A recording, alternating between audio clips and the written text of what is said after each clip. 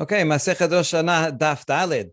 We're talking about kings and how we count their years, and we saw there's two different ways to count them, from either Tishrei or from Nisan. The Mishnah mentioned Nisan, and the Gemara concluded that Nisan is in fact the way that Jewish kings use to count their kings, but Tishrei is the way that non-Jews do. We saw that. We proved this for Persians, especially, even though that's probably not true for Babylonians, and even within Israel, the northern kingdom was different from the southern kingdom. But regardless of that historical background, the Gemara is setting up a distinction between Nisan, which is for Jewish kings, and that seems to be makes sense because Nisan is the time of Geula, especially Yetziat Mitzrayim for the Jewish people. Tishrei was when we commemorate the creation of the world, so it makes sense that Tishrei would be for non-Jewish kings of the whole world, would be their day. And I think what the Gemara is doing here is it's setting up this dichotomy between Tishrei and Nisan, between Jewish kings and non-Jewish kings, and saying something about the nature of both of their outlooks and religions. And I think that's the point here that it's saying regarding the Persian kings. So here's the last point that we said, is that the Persian kings, the three Persian kings that we know of as Koresh, Daryavish, and Artaxerxes, are all the same people. Now, again, even though historically they're different people, by saying they're all the same people, I think the Talmud is saying in a negative way, they all have the same characteristics. And what is that characteristic? And now the Gemara is going to get to a really insightful and incisive a judgment of the Persians. We usually remember the Persians for good because they were pluralistic and they allowed the Jews to go back and rebuild. And so that's very good. But what was their motivation? And so we're going to get to a really important discussion of motivation of good deeds and how much that makes a difference, why you do something. Okay, so here we are. We see the Persian Empire. Rav Chisda proposed that the Persians count to Tishrei. But then we saw an example from Haggai, even though they had to add a couple of words, that they go from Nisan. And then we saw yet another example from Darius here, from the book of Ezra, that they use the dates from Tishrei. And so we're wondering, which one is it? Is it Tishrei, as Rav Chisda said, or is it Nisan, like we saw that one source? And so our answer is la kashya, kan kodem shechmitz, kan lachar shechmitz. Like we use the word chometz, which means vinegar. Just like wine is good, and then you wait a while, it turns into vinegar. So too, this Persian king, or you could say the Persian Empire in general, started out seeming good, but actually, when we look at them carefully, were actually bad. And so now we're going to wonder, Matkifla Rav Kahana, Umi Hechmitz. Rav Kahana challenges us. Did the Persian kings ever become bad? All right, what exactly happened that you should say that? V'haketiv Uma Chashchan Ubnei Torin. This is a pasuk. It's in Aramaic because it's in that part of Ezra, which is in Aramaic. And the pasuk is talking about that the king of Persia promises to give, Cyrus promises to give to the Jewish people anything that they will need for the building and upkeep of the Beit HaMikdash, which sounds like it's fantastic. So whatever they need from bullocks, dichrin, imirin, alavan, le'ela, shemaya, rams, lambs, for the burnt offerings, for the God of heaven, chintin is chita, wheat. You see, there's an extra nun here. Actually, the nun is really original. It's part of the root. In Hebrew, that nun gets assimilated into the tet. So that's why you have a dagesh in the tet. That happens to nun a lot. It likes to assimilate. Not in a bad way. This is just language assimilation. So it becomes a double tet. So that's chintin or chita, melach, salt, chamar, umshach, wine, and oil. Whatever the Kohanim say that they need, in Jerusalem, lehom, yom b'yom. It should be given to them every single day without fail. Okay, so this is quite an amazing thing. Look at the generosity of Cyrus. So he seems to be a good king, and that would explain why he should count his years from Nisan as the Jewish kings do. So that's a sign of good righteousness. And so why are you saying that he then became vinegar? All right, this is a good question. We're going to see four answers. I'll show you the outline so you see what they're going to be. Number one is that he did it for personal gain, not because he was really cared about the Jews or about their God. Second is that when he did help to build the temple, but he made it flammable so that he could burn it down if he needs to. And the third is that he sinned with his canine consort. We'll see more than you want to know about that. And then the fourth is that actually limited his donation. He could have given more, but we're going to reject the fourth one and leave any of the other three. Okay, so here we go. Say, Amad Rabbi Yitzhak, Rabbi Metunach di lehevon mehakarebin nichochin le'ela shemaya u'misalayin lehaye malka ubenohi. So Rabbi Yitzhak says, I'll answer you from your own source that you bring, from your burden, I can answer you. The next pasuk says that the King Cyrus wanted to give them all these materials to make korbanot so that they, the Jews, can offer sacrifices to the God of heaven and pray for the life of the king and his sons. So you see, he did it only for his self-serving benefit, not because he was actually righteous. Okay, this is quite an amazing statement that's in Ezra because it's confirmed by an archaeological find, one of the most important, called the Cyrus cylinder, which is, one second.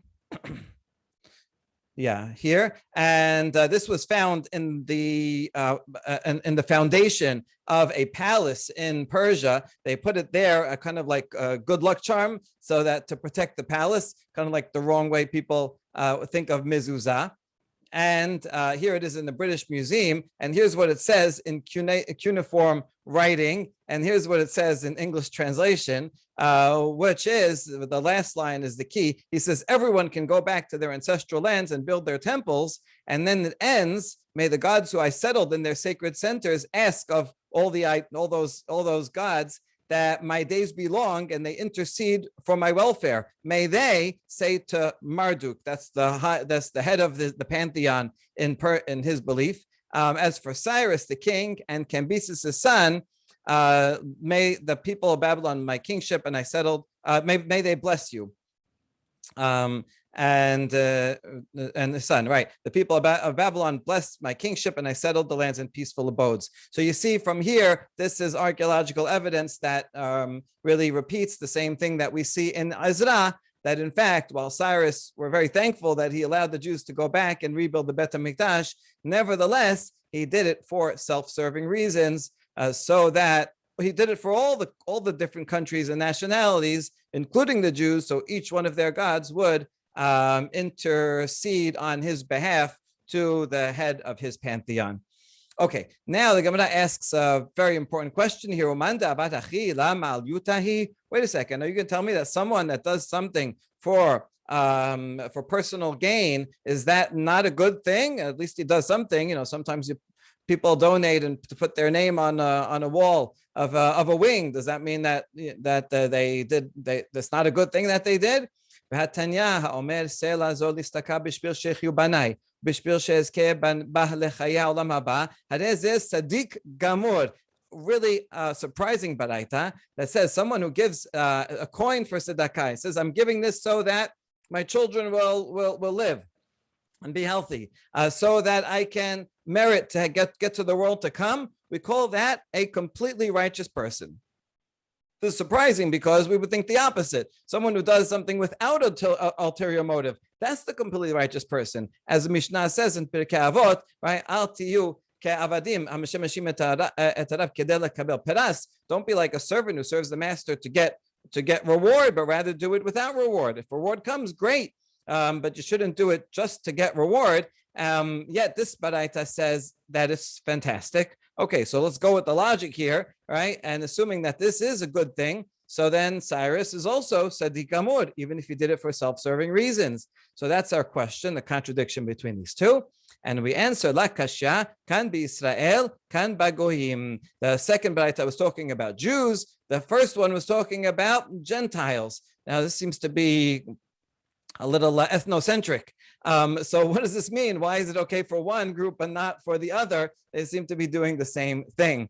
And the commentaries here explain, I think, insightfully, that when you see a Jew that who gives tzedakah, maybe on the high holidays to get atonement, or other times for for good luck, or does other things, if it doesn't work out, they don't regret what they did. No one ever says, I'm going to pray, I'm going to give tzedakah so my loved one gets better. And let's say they don't get better and they pass away. Do they say, oh, I spent all that money for nothing? I spent all that time praying for nothing, right? No one says that. No one goes back to the charity and say, I want my money back because I didn't get the guarantee that I expected. People do things because it's a good thing to do, and they add on.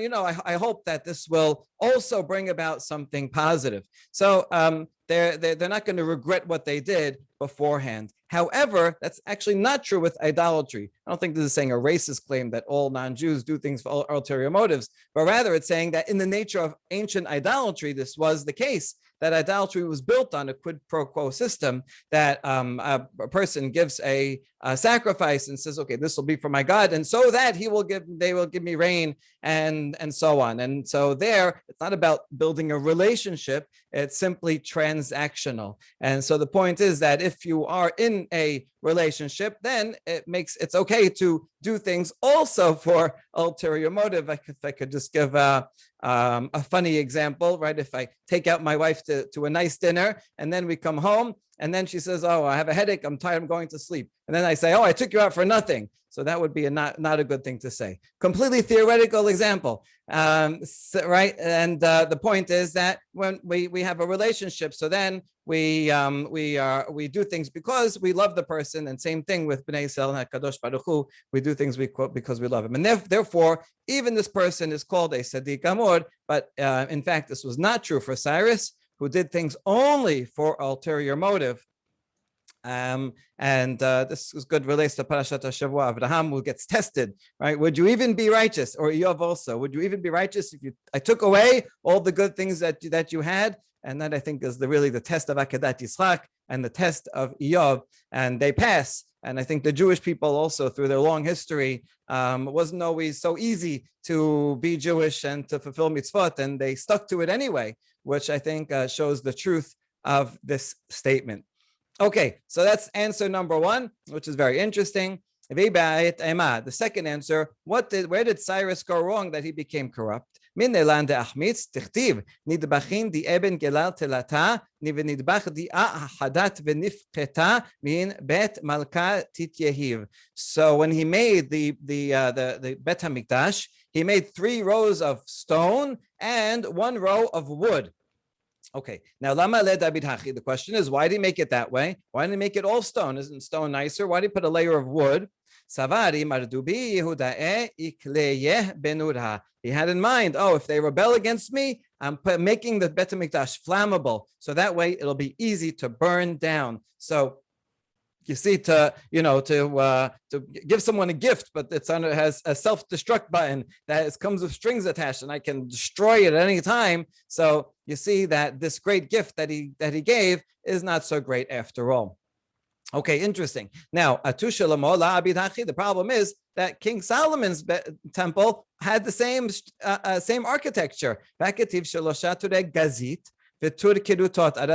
3 rows of marble, of stone, and 1 of wood. So that's the same thing. However, there are 3 differences. Number 1, Shlomo put the wood on top, whereas Cyrus put it on the bottom. By putting it on the bottom, he can light it on fire, and then the whole foundation, everything will fall. Shlomo put it on top just because it looks nice. Even if you burn it, it won't destroy the whole building. Shlomo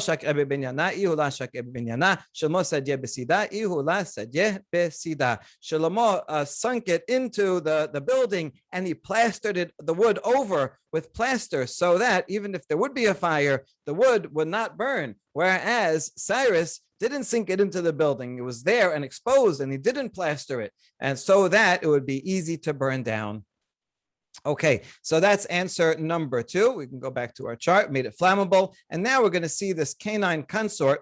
Amarav Yosef item Rabbi Yitzchak minalan de achmitz. How do we know that Cyrus became corrupt? Mehacha vayomer li hamelech v'hashegal yoshebet eslo. This is a pasuk from Nehemiah that we actually read yesterday. It's actually talking about And when he was the wine bearer, he was pouring, and he saw that he was the king saw that Nehemiah was sad because of his people, and he said, okay, go and help them. And the pasuk mentions, by the way, and his consort was sitting next to him. It seems to be like a random fact that's thrown in there.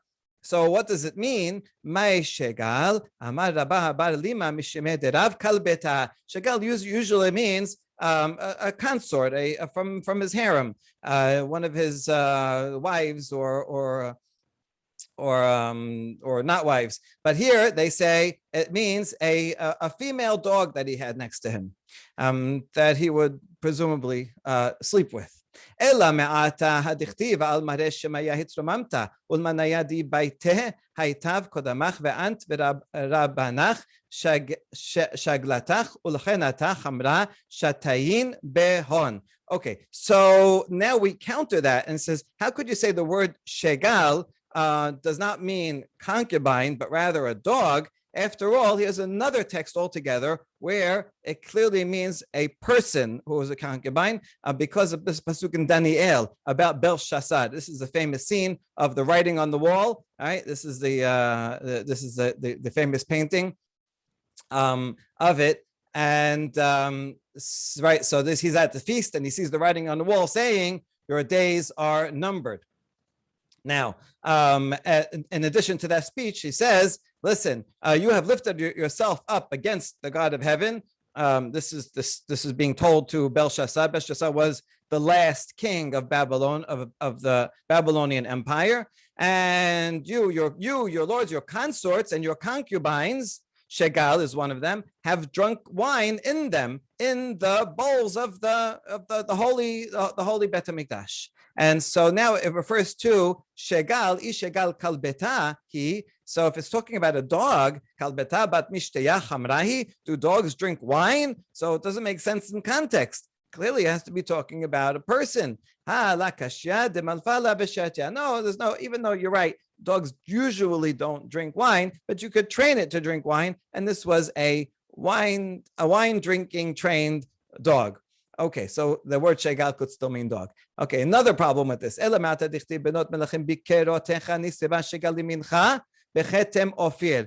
Mizmor 45. You can read it. It's describing coming and meeting the king, and it describes the king all decked out with beautiful jewelry, with his consort to his right. It's a bit of a difficult mizmor to explain, because it seems to be describing a king, I don't know, King David or whoever it, or Shlomo, whoever it is, in a beautiful way, but the description is very materialistic and over the top. It seems like an inappropriate to find in Tehillim. You should praise a king for his righteousness. Doesn't say anything like that in this mizmor. So it's a very strange mizmor. And the point for us is Ishegal kalbetahi maikam basel lehu navid Israel. If a shegal means a dog and he has a dog to his right, so what is this the Navi telling about this great king that's now gonna come and be the king over Israel? Like, what kind of compliment would that be? Okay, good question. And the answer is Hachi Kamar Bischar shechavivat Torah Israel ke shegal legoyim zechitem lechetem ofir. Oh, it's actually a metaphor, and it's describing that this king, this righteous king of Israel, loves the Torah as much as the non-Jews love their shegal consort, canine consorts. So that's a curious comparison to make, right? But the point is to show that this great amount of love, but the contrast between them. And so, in fact, this scene is not a literal scene, but is supposed to be taken as a metaphor, which actually helps understand this mizmor a lot if you take it more figuratively than literal. So this actually, we get a side benefit besides clarifying what the word shegal may mean. It also helps us read this difficult mizmor. Okay, and anyway, so that's it. So we've established that the word shegal can, in fact, mean a dog. And so this is the problem with Cyrus, with the king of Persia. And that's the third one. And now the last one, which we're going to reject. Sorry, another answer to this to explain that word. Maybe, in fact, the word shegal generally means a queen, a princess, a person, a human person. But the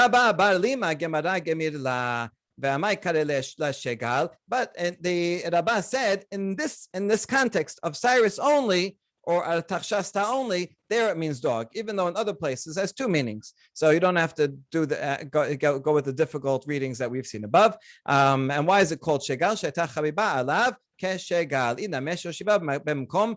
So why was it called the consort if the king of Persia, if it was actually a dog for the king of Persia? Maybe because he loved it as much as he would a consort, or because he put it to his right as one would place a consort. Good. So that explains that word. Now, the last reason, what went wrong with the king of Persia that he became like vinegar? When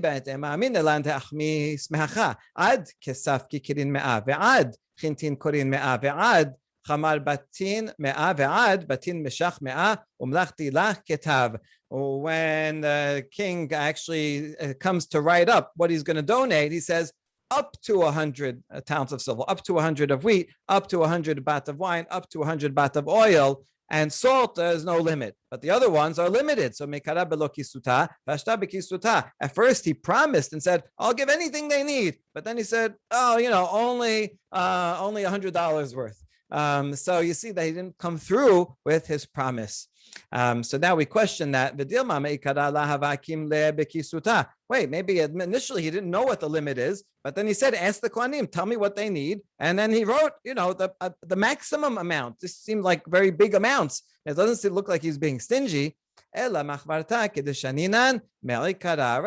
the other answers, the first three answers we gave, were the better answers, and not this last one, not that he was actually stingy. And this concludes our examination of the first category in the Mishnah, that Nisan is the Rosh Hashana for kings. So that was a lot of discussion on one word, but we learned a tremendous amount from it. To summarize, the kings of Persia, on the one hand, seemed like they were very good and they did a lot of good things. On the other hand, it wasn't complete. They did it for personal gain. They always had strings attached, and they personally in their own lives did terrible things. So therefore, they don't deserve to be counted, have their years counted as the kings of Israel also do. All right, now we get to the next word, Ve'lid Galim. Nisan is also the first month of the year regarding the festivals. Okay, good. When we explained the Mishnah, we mentioned that this probably also includes the fact that it is the first month. So that's the first month, and then the order of the festivals will go by the name and number of the month. But the Gemara asks, wait, there are the festivals are always in the middle of the month and not on Rosh Chodesh. So what do you mean that this is Rosh Hashana for festivals? There aren't any festivals except Rosh Hashana, but that's not one of the Shalosh Regalim. They're not on Rosh Chodesh. So b'chamisha they're on the 15th. Amar Chisda regel shebo Rosh Hashana lirgalim. No, it means that the festival that's in the month of Nisan is the first of the festivals. That's Pesach. Pesach is the first of the festivals, and then they go in order, and Chag HaShavuot, and then Chag HaSukkot. Okay, now why do we need to know the order? What practical difference does it make? Besides just the order that you put in the machzor when you're putting the page numbers? Like, what do we need to know this? It does make a halachic difference for someone who makes a vow to give something. There's a pasuk in Devarim that says that when you make a vow and donate something to the Bet HaMikdash, don't be late in payment. You have to pay it on time. Now, how long is on time? What's the allowance date by which the due date by which you have to pay? So for here, we're going to see that there are going to be 5 different opinions, and we're going to spend the rest of the daf explaining the sources for each opinion and what the others do with that source. So first we're going to focus on Rabbi Shimon, then we'll come back to the 5 of them. Rabbi Shimon, if we follow Rabbi Shimon, the Tanya, אחד הנודר, ואחד המקדיש, ואחד המעריך, כיוון שעברו עליו שלושה רגלים עובר, ובל תאחר. If someone gives a vow that I'm going to give this animal to the Bet HaMikdash, or I say this is hekdesh, this is holy and I have to give it, or ma'arich is when I give my value, I donate the value of my body to the Bet HaMikdash. All these things, I have to pay it within 3 festivals. So that's Tanna Kama. You have 3 festivals to when you go around the full one cycle, then you have to pay it by the 3rd one. Usually you come to the Bet HaMikdash at that time on the festival. So you can go once, twice, 3rd festival, you have to make sure to bring it. That's Tanna Kama. But then Rabbi Shimon says, Rabbi Shimon Omer, Shelosha regalim kisizan. He's more lenient. He says they have to be in order. Chag HaMasot techila, Pesach being first. So therefore, you have to pass all 3 in order to violate. And he'll demonstrate what that means. V'chen haya Rabbi Shimon ben Yochai Omer, regalim pa'amim shelosha, pa'amim arba'a, pa'amim chamisha. So you see, it could be as few as 3 or as many as 5 holidays that you can pass before the due date comes to pay up.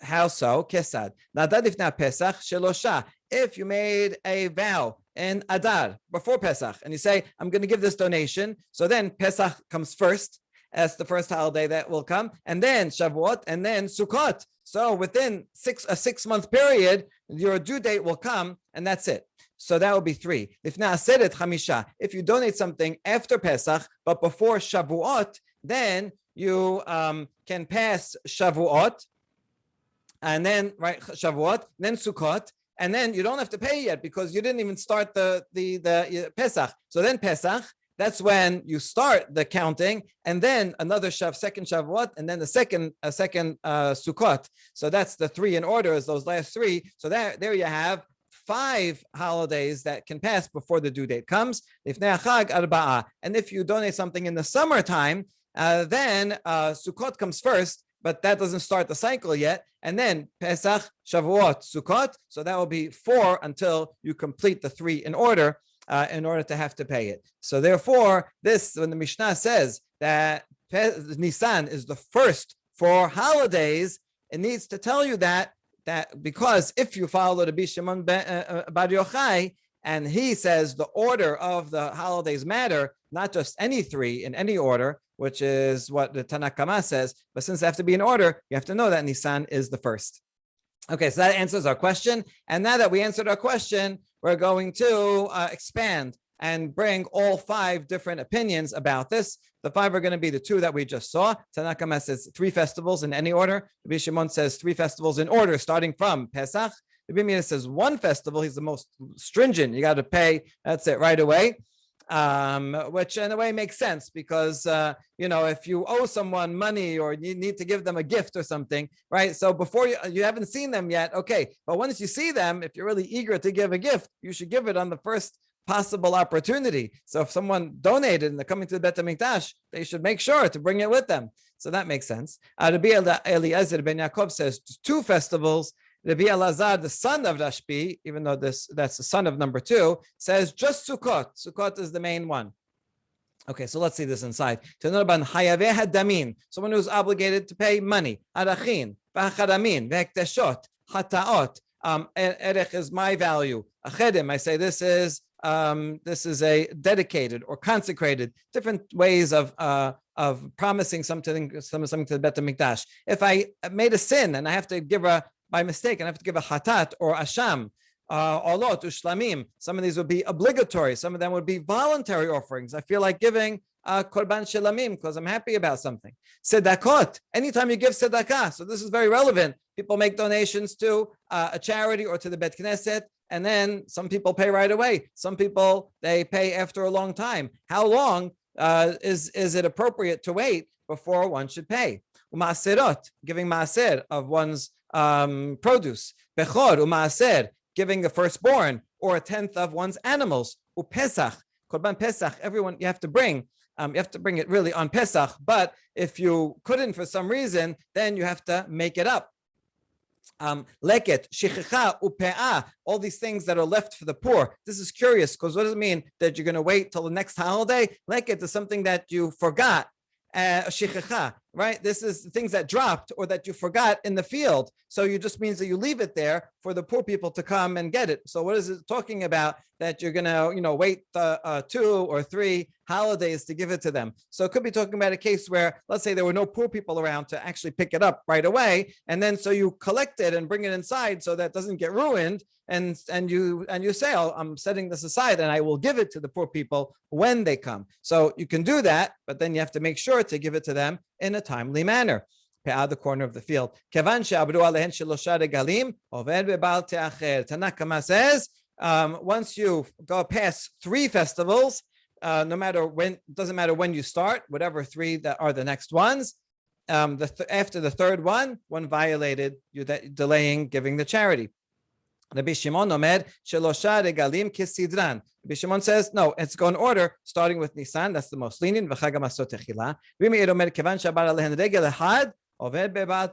Even just 1 holiday, make sure to pay it by the next opportunity. Rabbi Eliezer ben Yaakov, he allows 2 holidays. Rabbi Eliezer, Rabbi Shimon, it doesn't matter how many holidays, doesn't matter when. Sukkot, that's the main one. You have to pay everything by Sukkot, which means it could be as little as a day if you promise it before Sukkot, or it could be a whole year if you promise something right after Sukkot.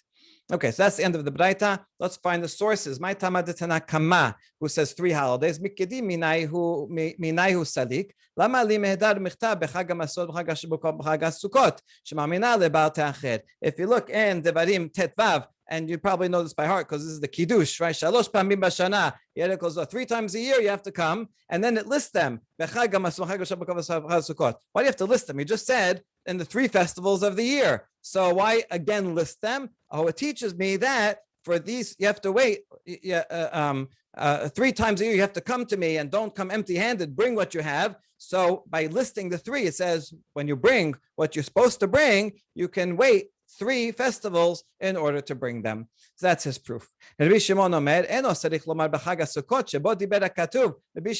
to that. The same context right before that was talking about Sukkot.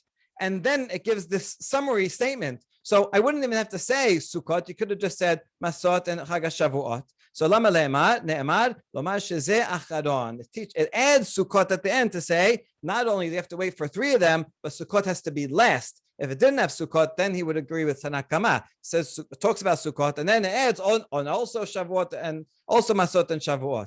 Adding another Sukkot says that has to be the last one. So Pesach has to be the first one. That's Rabbi Shimon, who was our main source before. Now, Rabbi Meir, my ta'ama, he says just 1 festival. Dichtib ubata shama vehebetem shama. This is a different pasuk in Devarim 12 that says, when you come there to the Mishkan, you will bring to there your animals, your burnt offerings, everything that you promised. So you see that it says, when you come there, then you should bring it. Whenever you come there, the next time you come, make sure to bring it. So that's clear. Rabbanan who said 3 holidays. What are they going to do with this pasuk? And it says ubata shama, which sounds like the very next opportunity. They would say that's for misvat aseh. In other words, the best thing to do lechatechila is bring it on the first possible time you can. And then if you didn't, you have 2 more holidays to come and before the due date. However, only after 3 holidays, that's when you violate the law. So for Rabbanan, they have a misvat aseh is the first holiday, and the law taseh you only violate after 3 holidays. But Rabbi Meir, that's a good point. What is he going to do with that? Rabbi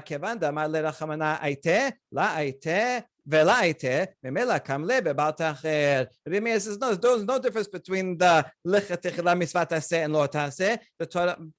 If the Torah says, bring it on the first holiday that you come, bring your donation, then that means that's what you should do. And if you don't do that, then you already violated the lo taseh. That's the due date. There's only 1 due date. Not two due dates.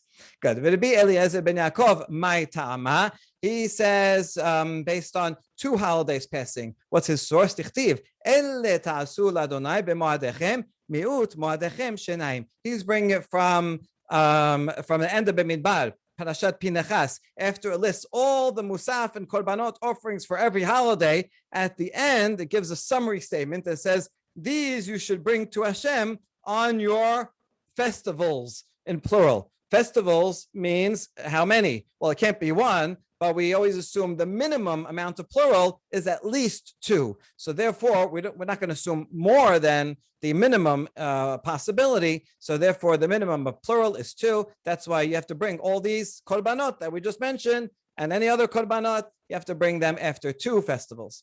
Now, v'Rabbanan, what are Rabbanan going to do with that? Since it says Moadechem, that's two, right? And not thrthey they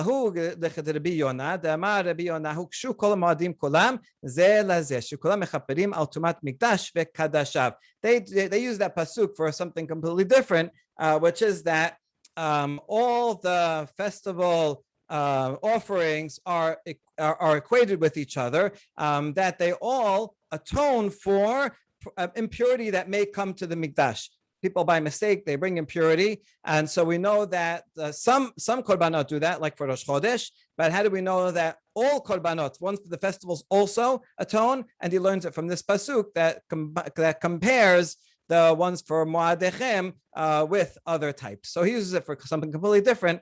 And so that's how Rabbanan get out of that. But Eleazar, but Shimon, my Tama, he says just Sukkot. That's the only one that matters. The Tanya, that's the due date for everything. Rabbi Elazar Rabbi Shimon Omer, Lo Yomar Chag HaSukkot, Shebo Diber HaKatuv, Lama Ne'emar, Lomar Shezeh Gorem. So he uses the same logic that we saw before, that actually his father used, but he understands it a little bit differently. When it says Shalosh Pamim Bashana, you should bring to Hashem all the, your sacrifices 3 times a year, and it mentions Matzot, Shavuot, and then Sukkot. You didn't have to say Sukkot because that was already the last holiday that was just discussed. So you could have left it out. So why is it added in? To tell you that only Sukkot matters, not that Sukkot has to be the last one, as Rabbi Shimon Bar Yochai says, but only Sukkot. Okay, Rabbi Meir, Rabbi Eliezer ben Yaakov, Hi, b'chag hamasot, b'chag Shavuot, b'chag Sukkot, mai darshu be. So Rabbi Meir and Rabbi Eliezer ben Yaakov, the ones who say 1 or 2 festivals, right? 1 or 2 festivals, and they brought their proofs. What would they do with this pasuk in Devarim? Mibai lehu dichtir bi Elazar mar Rabbi Oshaya. Damar Rabbi Elazar mar Rabbi Oshaya. Minayin la'aseret sheyesh ba tashlumin kol shiv'a. So they learned something different.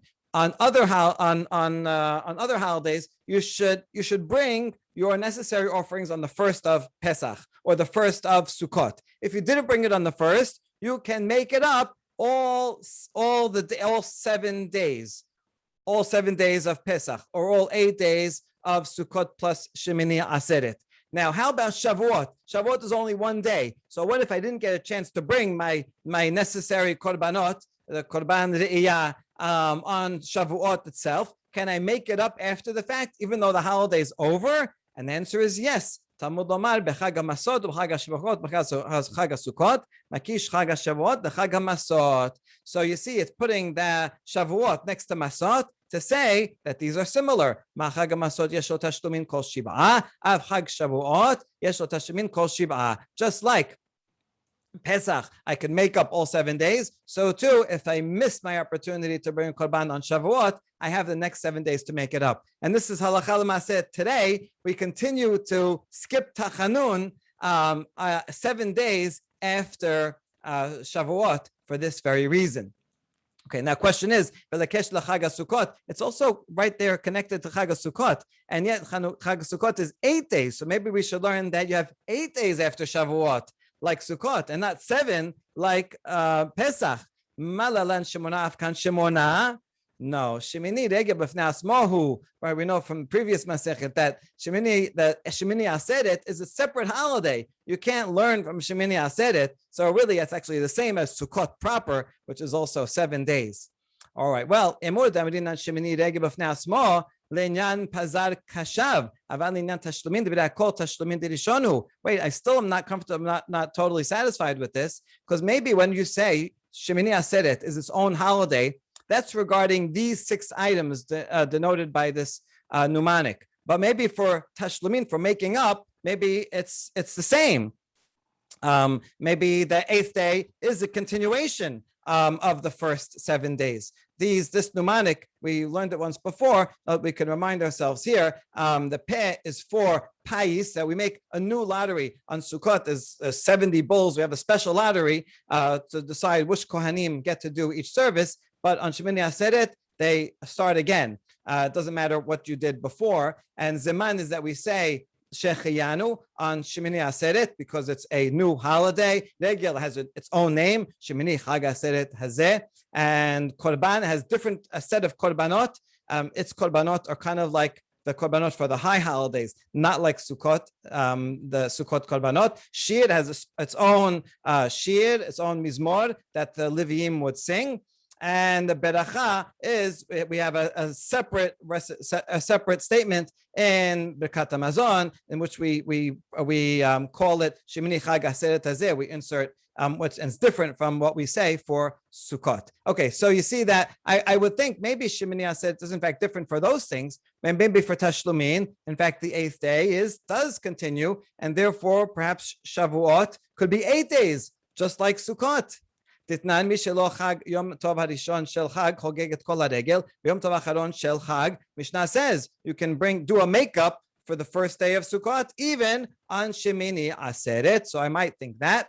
And the final answer is tafasta merubeh lo tafasta mu'at tafasta. General principle throughout the Talmud is you should take the minimum of what you can get. Like, if you grasped a lot, sometimes if you don't bite off more than you can chew. If you try to get too much, you'll end up, everything will fall out of your basket and you'll have nothing. So if you can get a little, then that's better. So therefore, the application here is that we're not sure what to do with Shavuot. It can't be only one day that you can bring a korban. You need to have makeup days. Well, should we compare Shavuot to Pesach and say only 7 makeup days? Or should we compare it to Sukkot, where you have 8 makeup days? And the answer is, if you take the minimum, because we have to assume the minimum, we cannot assume a bigger chidush than is possible. So by taking the minimum, that's why we compare it to Masot, to Pesach, and not to Sukkot. And so that we're going to pause here. Tomorrow we'll see what is the comparison between Shavuot and Sukkot. It has to be for some other reason, but we stop here for now so we concluded the discussion of the kings and their years, and now we're in the middle of the second word of the Mishnah, which is the order of the festivals. Baruch Adonai L'olam, amen ve'amen.